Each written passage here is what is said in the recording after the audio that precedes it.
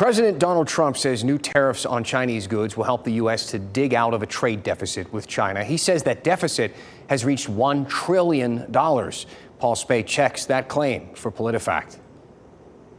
Is there a $1 trillion gap between how much the U.S. buys from China and how much China buys from us? Well, that's what President Donald Trump said the other day. He was explaining why he's placing new tariffs on Chinese goods, and then he said this.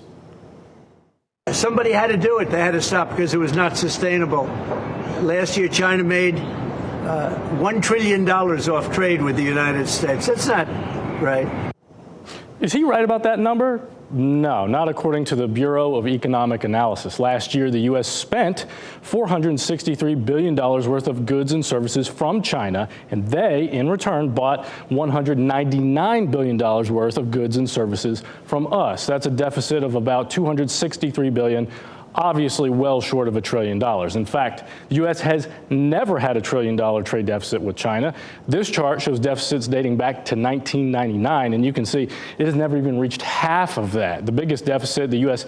had was $378 billion in 2018, which was Trump's first term. When we reached out to the White House about Trump's claim and asked where he got that $1 trillion figure, they didn't provide a source. That's why. The truth-o-meter rates his claim? False. Read more about this subject at WRAL.com.